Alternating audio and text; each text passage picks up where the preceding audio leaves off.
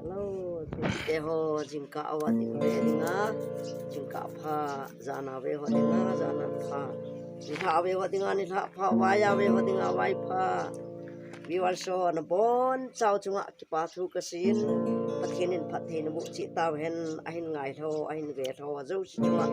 pa thu ka sin na bon chan phathin bu hen lang tunia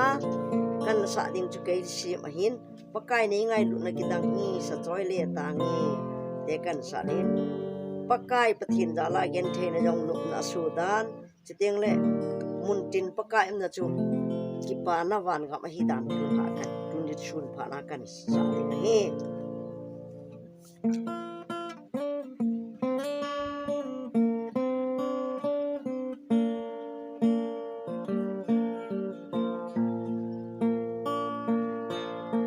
pakai nei ngai lu na ki dang ni sa choi le tang ka pha nei sun le ka o nei sun nin na wa choi nan mang jing jing ta nge ka hin kho pum pi na din ka pe na lo pi nan mang jing ta nge ka ki pi do e pakai ke ma nei mang in na na tu in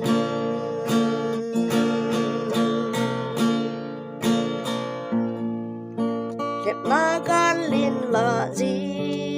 na jong pakai nei ron pi jin nang in ka tao na na ngai jing jing in nei jing jing in nei kai hoi jing e ka hin kho pum pi na nga din ka pi na lo pi nan mang jing ta nge ka ki pi do e pakai ke ma nei mang in na na tu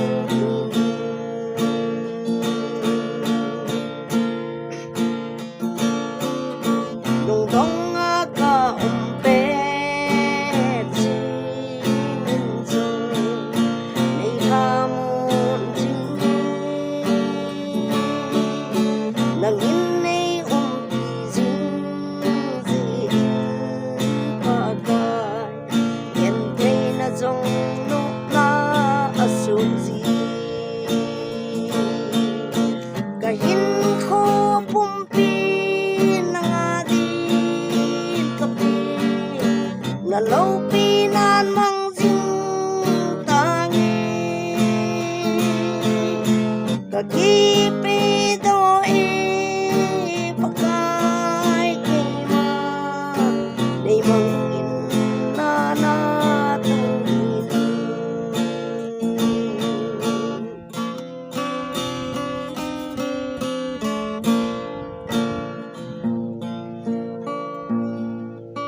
với chân cam hi rong le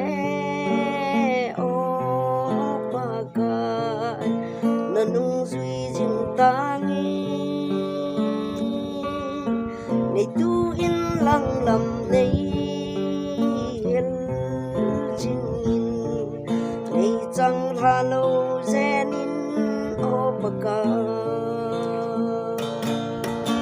ka hin kho pum pi na nga din ka pi na lo pi nan mang jing ta nge ka ki pi do